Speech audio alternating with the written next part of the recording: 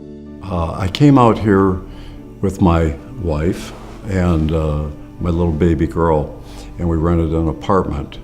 And I started a practice, and it's very interesting when you start a practice from scratch, because you go to the bank and you borrow all this money for equipment and for the materials, and you hire a receptionist and you hire an assistant, and you have the apartment and you have food for the family, and you have zero income coming in. So it was kind of an interesting time. But fortunately, I made friends fairly quickly out here in the community, and I had fairly good support with the dentist, and tried to do excellent work and have built good relationships with everybody. And so the practice took off pretty well. Now, we weren't here in Clarkston because there wasn't anything in Clarkston. There was no medical center. There was no place to practice. So I actually started with a very, very little office in Drayton Plains. And then when the practice got big enough so that that facility couldn't handle the volume of the patients that we had, I decided to come out here and build Munk Professional Center, and we moved the practice out here. And at the time I built it, I didn't know how much square footage I would need, but fortunately I decided to rent about 5,000 square feet of my own building, which we've totally expanded into. I don't know what we'd be doing if I had taken less. And the practice has grown from there.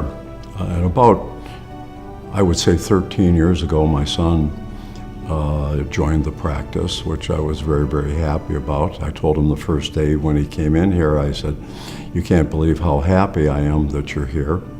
And he said, "Well, why is that?" And I said, "Well, I love my staff, I love my patients, and now I know if something happens to me, they'll be well taken care of." And he has done a great job, and after about 13 years together, and I became 75, I just decided, well, 50 years of doing orthodontics is enough. And I could see he was so much better at things anymore than I was. I had reached my peak and he was at his peak. And I said, you know, we best let the guy who's really doing the job the best continue to do the job. So he's taken over, and I couldn't be more proud. He's taken a very, very nice practice and he's made it into an excellent practice. And one of the things that I enjoy about what he's done is the fact that not only does he do the excellent work, but he gives the patients a lot of care, and he identifies very, very well with the patients and builds a relationship with the family. And that had always been important to me to do that, because you're with people for a year and a half or 2 years, and not everybody practices that way, where you build an identity with the patients and a rapport with the patients. And so with that, like the way I did it, you end up doing a lot more than just one person in the family.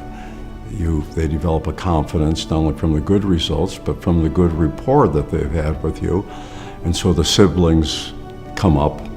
And so I remember one family, and this is way back because people don't do this anymore, but they had 11 children, and it was like one every year would come in, and I would do the next one and the next one and the next one.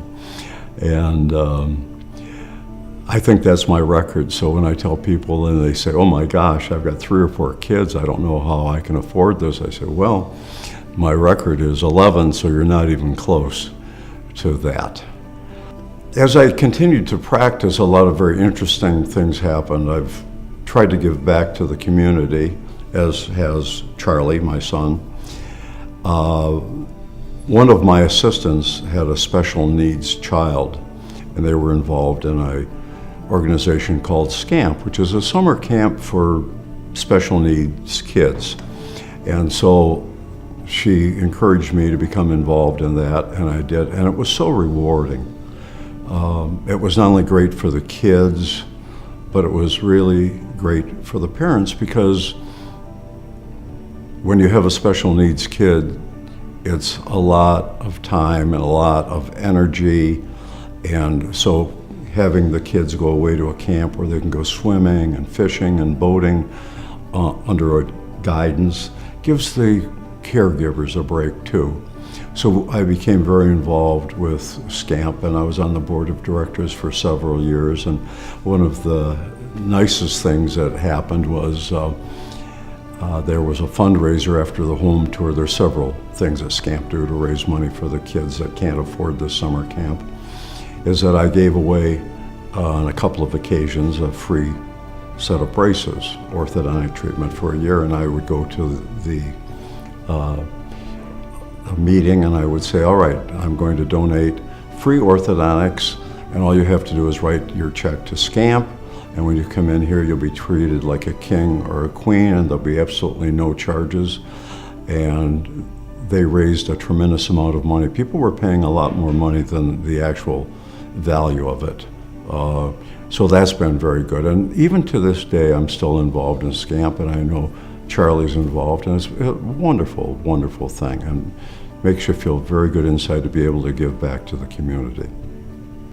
My son was living with me before he went off to college.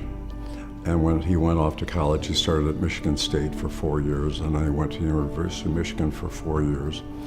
And it was very, very exciting. He had come to me, I think it was maybe his junior year at Michigan State, and he said, Dad, I finally figured out what I want to do. And I said, really? Okay. When you were young, you wanted to be a fireman, and then you wanted to be an attorney, and then you wanted to be an eye doctor. So now, what is it this time? And he said, well, I'd like to become an orthodontist and take over your practice. I said, well, why don't you pick something a little bit easier, like being an astronaut and going to the moon? And he said, well, what do you mean by that? I said, you just don't realize how hard it is to become an orthodontist. And I was number 2 in my class, and you have to be really high in your class to be a candidate to get into orthodontic school. And he said, no, I'm going to try to do that. And I couldn't have been more proud. He graduated from the University of Michigan, number 3 in his class of well over 100 students. And he could have gotten into practically any orthodontic program that he wanted to get into, and he's done very well and been very successful. It's a wonderful, wonderful profession to help people, and you change their lives, you change their appearance, and you give them their self-esteem, and you make them feel so much better about themselves. It's been a wonderful 50-year career for me, and I would highly recommend it to somebody, but it's not easy to do, but it was well worth the journey.